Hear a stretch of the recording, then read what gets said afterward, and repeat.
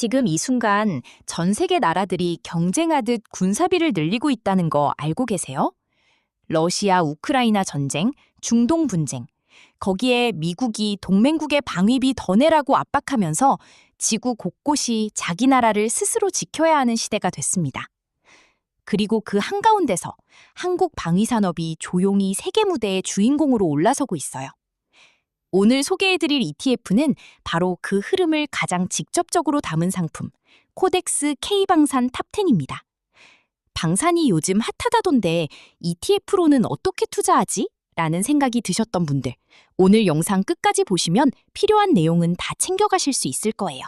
코덱스 K방산 탑10은 삼성자산운용이 운용하는 ETF로 2025년 7월 15일에 상장됐어요. 상장한 지 아직 1년이 안 됐지만 이미 주목을 많이 받고 있는 상품입니다.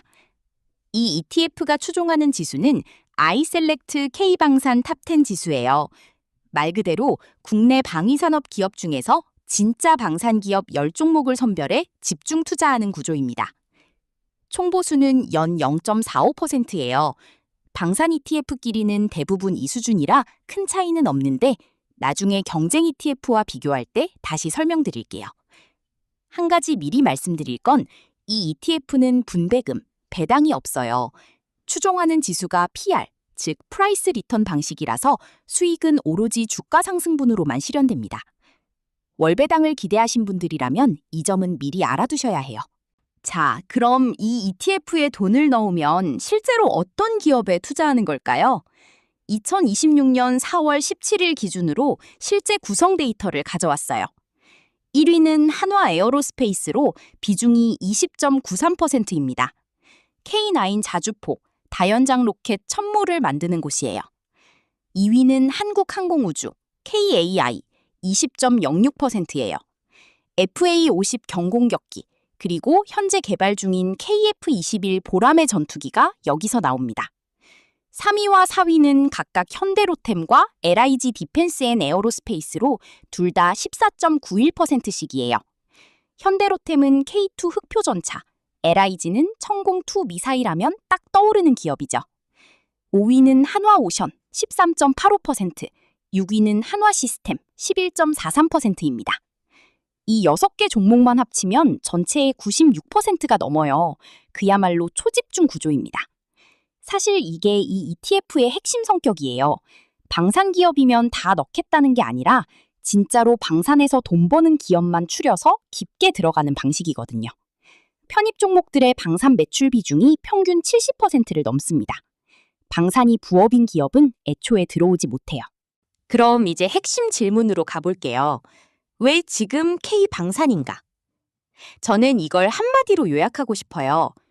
전 세계가 무기를 사고 싶은데 팔 수 있는 나라가 별로 없다는 겁니다.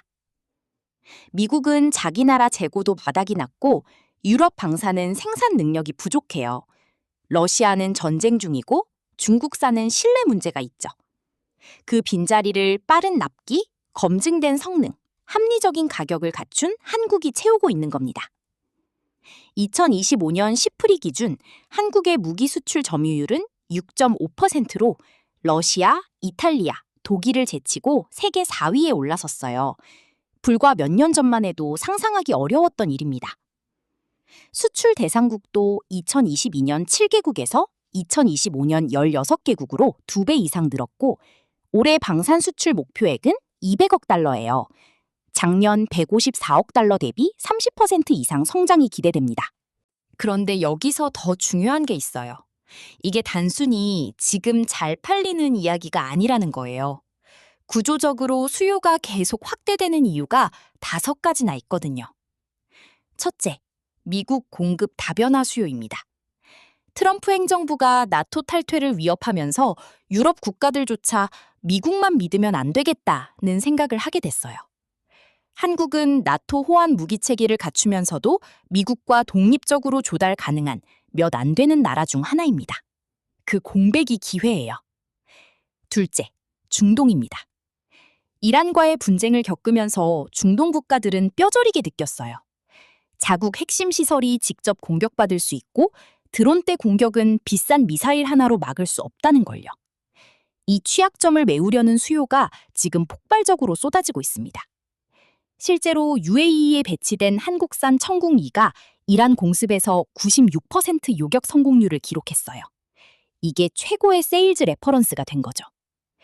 셋째, 유럽 재무장입니다. 유럽 나토 동맹국들의 방위비가 2025년에만 전년 대비 20% 늘었고 폴란드는 GDP의 4.3%를 국방에 쓰고 있어요. 나토는 이제 목표치를 GDP 대비 5%로 올렸습니다. 이 엄청난 수요의 일부를 K방산이 흡수하고 있는데 현대로템 폴란드 파트너십, 한화 WB 그룹 합작처럼 현지 생산으로 EU 규제 장벽도 넘어서고 있어요. 넷째, 중남미 신흥시장입니다. 페루, 콜롬비아 등 중남미가 새롭게 열렸어요. 현지 군 장비 평균 연식이 45년인 나라들이 있어요. 현대화 수요가 엄청나죠. 한국은 방위산업으로 경제성장까지 이룬 나라라는 이미지가 개도국 파트너로서 매우 설득력 있게 작동하고 있습니다. 다섯째, 위상 상승의 선순환입니다. 세계 4위 수출국이 되면서 신규 바이어들의 신뢰도가 자동으로 올라가요. 저 나라들이 샀으면 믿을만하다라는 신호가 되는 거죠. 이게 선순환을 만들어냅니다.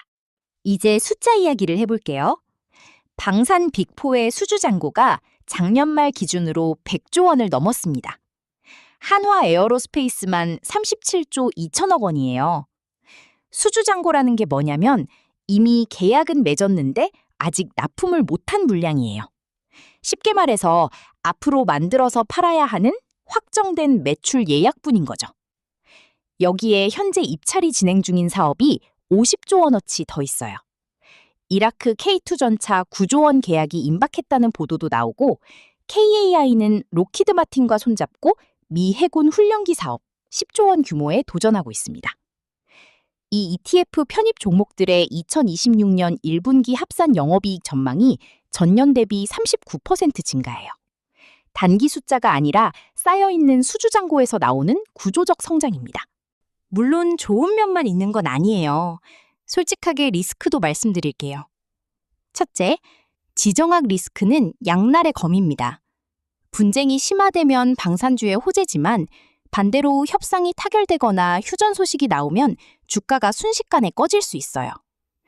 이란 미국 협상 재개 보도 하나에도 당일 방산주가 흔들립니다. 단기 뉴스에 일희일비하다 보면 힘들어요. 둘째, 6개 종목에 96% 집중된 구조입니다. 분산 효과가 매우 제한적이에요. 예를 들어 한화 에어로스페이스 하나가 오늘 마이너스 6.32% 빠졌는데 비중이 21%니까 ETF 전체에 바로 영향을 줍니다. 셋째, 밸류에이션이 이미 높습니다. 한화 에어로스페이스 PER이 47배 수준이에요. 성장 기대가 충분히 반영된 상태라 실적이 기대에 못 미치면 조정이 클 수 있습니다.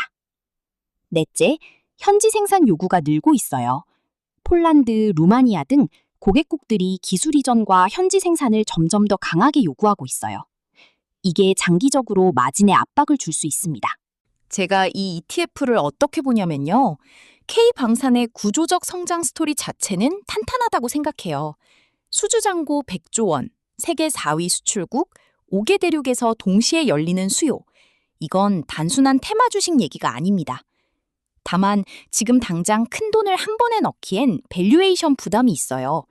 지정학적 이슈로 단기 조정이 오는 구간이 분할 매수의 기회가 될 수 있어요. 포트폴리오 전체에서 5에서 15% 정도를 위성자산으로 배치하고 3년 이상 보유한다는 마음으로 접근하는 게 맞다고 봐요. ISA나 연금저축 계좌로 절세 효과도 챙기시면 더 좋고요. 단기 급등 구간에서 뛰어들기보다는 소식이 없어서 조용한 구간을 노리는 게 훨씬 현명한 접근입니다. 한 가지 더 솔직하게 말씀드릴게요. 밸류에이션이 높다는 건 분명한 사실이에요. 근데 이 구조적인 수주 흐름이 앞으로도 계속된다고 믿는 분이라면 조금씩 분할 매수하는 전략은 충분히 고려해 볼 수 있다고 생각해요. 다만 이것만 꼭 기억하셨으면 해요. 지금 주가에는 이미 상당한 기대치가 반영되어 있어요. 그래서 새로운 수주 계약이 발표돼도 주가가 생각만큼 크게 반응하지 않는 경우도 있어요. 좋은 뉴스가 나왔는데 왜 안 오르지? 하는 상황이 올 수 있다는 거예요. 기대가 이미 높게 세팅되어 있으니까요. 그래서 결론은 이래요. 이 ETF의 중장기 방향성을 믿는다면 조금씩 나눠서 담는 건 나쁘지 않은 선택이에요. 단, 한 번에 몰아넣기보다는 천천히, 그리고 주가가 조용할 때 담는다는 원칙을 지키면서요. 오늘은 코덱스 K방산 탑10을 통해서 K방산이라는 메가 트렌드를 어떻게 ETF로 담을 수 있는지 살펴봤어요. 핵심만 기억하시면 돼요. 하나, 방산 매출 70% 이상 기업만 선별한 진짜 방산 ETF. 둘, 수주잔고 100조 원의 실적 가시성. 셋, 미국, 유럽, 중동, 중남미 4개 시장이 동시에 열리는 구조적 기회. 이 ETF에 대해 더 궁금한 게 있으시면 댓글에 남겨주세요. 오늘 영상이 도움이 됐다면 구독과 좋아요 눌러주시고요. 다음에 또 만나요.